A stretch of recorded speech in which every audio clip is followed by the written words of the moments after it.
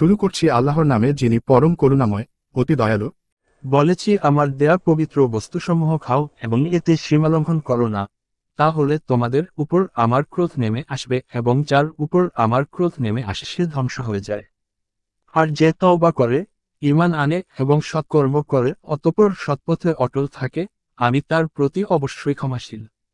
হে মূসা, তোমার সম্প্রদায়কে পেছনে ফেলে তুমি তড়া করলে কেন? তিনি বললেন, এই তো তারা আমার পেছনে আসছে এবং হ্যাঁ, আমার পালনকর্তা, আমি তাড়াতাড়ি তোমার কাছে এলাম যাতে তুমি সন্তুষ্ট হও। বললেন, আমি তোমার সম্প্রদায়কে পরীক্ষা করেছি তোমার পর এবং সামেরী তাদেরকে পথভ্রষ্ট করেছে। অতঃপর মূসা তার সম্প্রদায়ের কাছে ফিরে গেলেন ক্রুদ্ধ ও অনুতপ্ত অবস্থায়। তিনি বললেন, হ্যাঁ আমার সম্প্রদায়, তোমাদের পালনকর্তা কি তোমাদেরকে একটি উত্তম প্রতিশ্রুতি দেননি? তবে কি প্রতিশ্রুতির সময়কাল তোমাদের কাছে দীর্ঘ হয়েছে?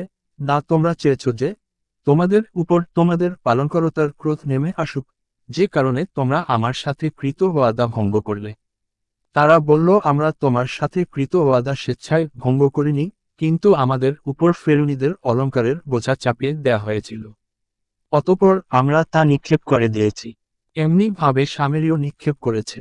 অতঃপর সে তাদের জন্য তৈরি করে বের করল একটি গোবৎস, একটা দেহ, যার মধ্যে গরুর শব্দ ছিল। তারা বলল, এটা তোমাদের উপাস্য এবং মূসারও উপাস্য। অতঃপর মূসা ভুলে গেছে।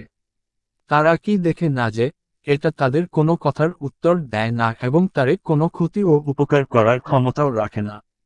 হারুন তাদেরকে পূর্বেই বলেছিলেন, হ্যাঁ আমার কওম, তোমরা তো এই গোবৎস দ্বারা পরীক্ষায় নিপতিত হয়েছ এবং তোমাদের পালনকর্তা দয়াময়। অতএব তোমরা আমার অনুসরণ করো এবং আমার আদেশ মেনে চলো। তারা বলল, মূসা আমাদের কাছে ফিরে আসা পর্যন্ত আমরা সদাসর্বদা এর সাথেই সংযুক্ত হয়ে বসে থাকব। মূসা বললেন, হ্যাঁ হারুন, তুমি যখন তাদেরকে পথভ্রষ্ট হতে দেখলে, তখন তোমাকে কিসে নিবৃত্ত করল? আমার পদাঙ্ক অনুসরণ করা থেকে। তবে তুমি কি আমার আদেশ অমান্য করেছ? তিনি বললেন, হ্যাঁ আমার জননী তনয়ে, আমার শ্মশ্রু ও মাথার চুল ধরে আকর্ষণ করো না। আমি আশঙ্কা করলাম যে তুমি বলবে তুমি বনি ইসরায়েলের মধ্যে বিভেদ সৃষ্টি করেছ এবং আমার কথা স্মরণে রাখুনি।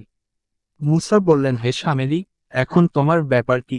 সে বলল, আমি দেখলাম যা অন্যেরা দেখেনি। অতঃপর আমি সেই প্রেরিত ব্যক্তির পদচিহ্নের নিচ থেকে এক মুঠি মাটি নিয়ে নিলাম। অতঃপর আমি তা নিক্ষেপ করলাম। আমাকে আমার মন এই মন্ত্রণায় দিল।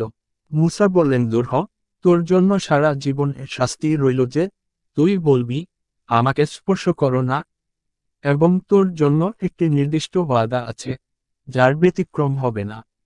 তুই তোর সেই ইলাহের প্রতি লক্ষ্য কর, যাকে তুই ঘিরে থাকতি।